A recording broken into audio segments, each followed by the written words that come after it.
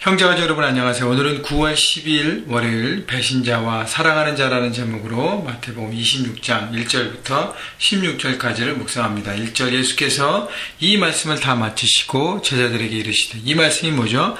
종말에 대한 말씀, 마지막 때를 준비하며 기도하는 말씀, 또 하나님 나라의 삶에 대해서 마지막 때를 준비하며 어떻게 살아갈 것인가, 종말에 대한 말씀을 예수님께서 계속 하셨습니다. 다 이 모든 것들을 끝내고 난 다음에 제자들에게 이르시되, 2절 너희가 아는 바와 같이 이틀이 지나면 6월절이라 인자가 십자가에 못 박히기 위하여 팔리리라 하시더라. 예수님은 제자들과 함께 십자가 마지막 사역을 준비하신 것이죠. 그래서 제자들에게 구체적으로 얘기합니다. 이 이틀이 있으면 6월절인데 그때 6월절에 어린 양으로 모든 인류의 모든 사람들의 죄를 대속하기 위해서 나는 십자가를 지어야 한다고 제자들과 함께 십자가를 준비합니다. 제자들에게 그 십자가 사역이 임박했음을 알고 그들 마음가운데도 준비하게 하는 것이죠.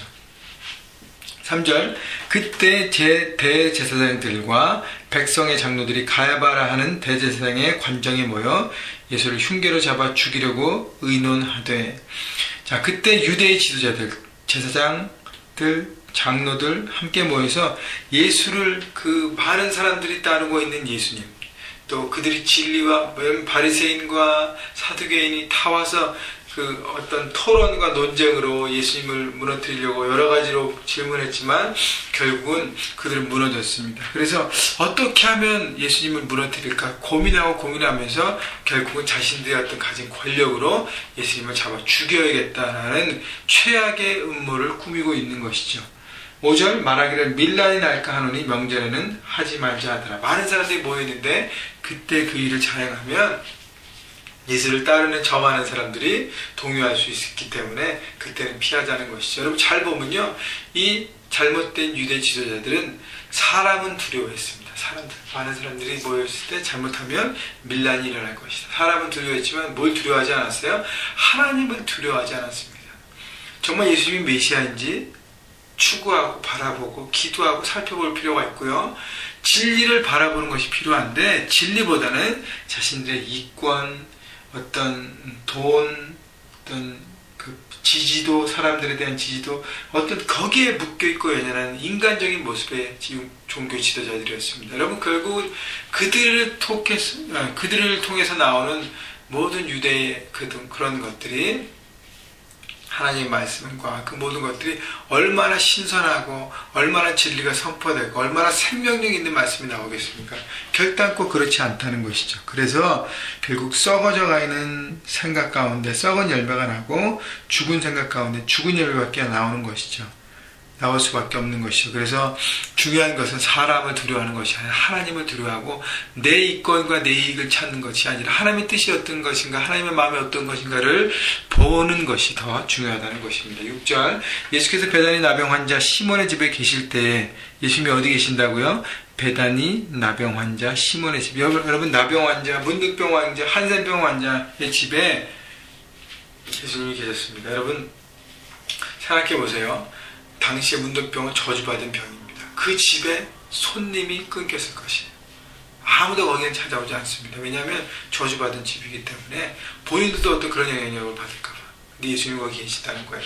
예수님은 발걸음이 뜨나 많은 사람들이 무관심됐던 그런 모든 곳에 예수님이 사랑의 손길을 내미셨다는 것이죠. 여러분 삶 현장에서, 여러분 이웃 가운데, 여러분 학교에서, 비즈니스 직장 가운데 혹시 소외되고 많은 사람들로부터 이렇게 터치를 받지 못하는 사람이 있습니까? 그렇다면 그런 사람들에게 하나님의 사랑과 하나님의 마음과 하나님의 그 모든 것들을 나누고 섬겨야 할 필요가 있다는 것이죠. 그래서 그런 사람들을 찾아서 여러분 사랑의 손을 내미는 것이 얼마나 중요한지 모르겠습니다. 7절 한 여자가 매우 귀한 향유 한 옥합을 가지고 나와서 식사하시는 예수의 머리에 부으니, 자, 여러분 잘 알듯이 나사로의 동생 마리아가 막달라 마리아가 옥합을 가지고 예수님 앞에 깨고 자기의 머리로 예수의 발을 씻고 예수의 머리에 붓는 것들 여러분 잘 알지 않습니까?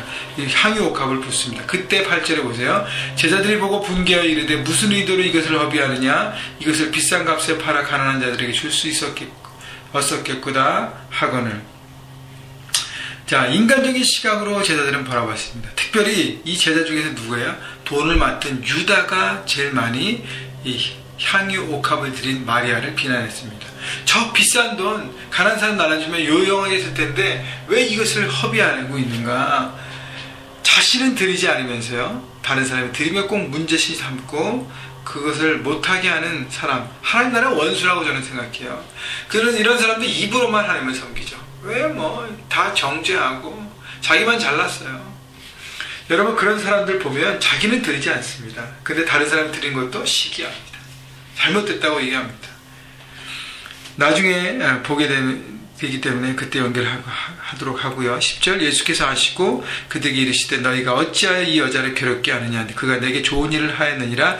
예수님은 이 여인을 칭찬하셨습니다. 11절, 가난한 자들은 항상 너희와 함께 있거니와 나는 항상 함께 있지 아니하니라. 이 여자가 내 몸에 향유를 부은 것은 내 장례를 위하여 함이니라. 자, 막달라 마리아가 어떤 의도로 했는지 모르지만 그것이 매치가 됐습니다. 예수님의 십자가의 죽으심을 미리 준비하는 부분이 되었습니다. 이 여인은 자기가 드릴 수 있는 최고를 드렸어요. 오빠 나사로를 살려주시고 자기를 건져주시고 자기를 잘못된 일에서 죄악에서 나와서 정말 정결하고 깨끗한 여인으로 살 수 있는 기회를 주시는 주님에 대해서 너무너무 기뻤던 것이죠. 그래서 은혜로 최고의 것을 드리고 예수님 앞에 나온 것입니다. 그래서 예수님이 이 여인을 칭찬한 거예요. 세상엔 이 여인의 과거와 이 모든 것들로 짓밟지만 예수님이 이 여인을 높여주시는 것입니다. 여러분, 우리가 낮출 때 주님 우리를 높이시는 것이죠. 그래서 13절 보세요. 내가 진실로 너희에게 이르노니 온천하에 어디서든지 이 복음이 전파되는 곳에는 이 여자가 행한 일도 말하여 그를 기억하리라 하시니라.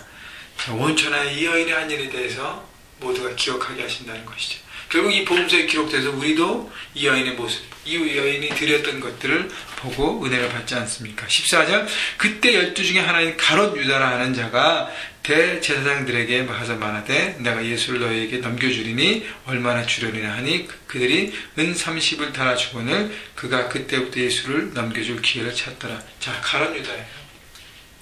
가롯 유다는 마리아가 드렸던 향유 옥합에 대해서 지적했습니다. 저 비싼 걸 왜 그렇게 허비하느냐. 본인은 드리지 않으면서. 결국 뭐예요? 이 가롯 유다는 돈에 묶여있던 사람이에요. 돈이 무상이 되었던 사람입니다.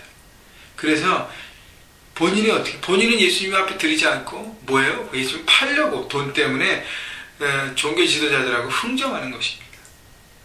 돈 때문에 선생도 스승도 주님도 팔아버리는 이 가롯 유다. 여러분, 중요한 것은요, 내 마음 중심에 뭐가 있느냐는 거예요. 하나님이 있는가 아니면 다른 것이 있는가. 하나님이 없고 다른 것이 있으면 그것을 포장해서 마치 하나님을 자기가 섬기는 것처럼 포장할 수는 있습니다. 결국 그러나 본인이 추구하는 것을 선택해서 이렇게 다 드러나게 되는 것이죠. 여러분 마음 중심에 무엇이 있습니까? 하나님 중심으로 여러분 살아셔야 하는 것입니다. 하나님보다 앞서 있는 모든 것들을 여러분 정리하시고 여러분 삶의 우선순위를 정리하시고 주님 앞에 최선을 다해서 드릴 수 있는 마음, 그런 삶이 되시기를 축원하고요. 십자가 사역을 준비하신 예수님을 바라보면서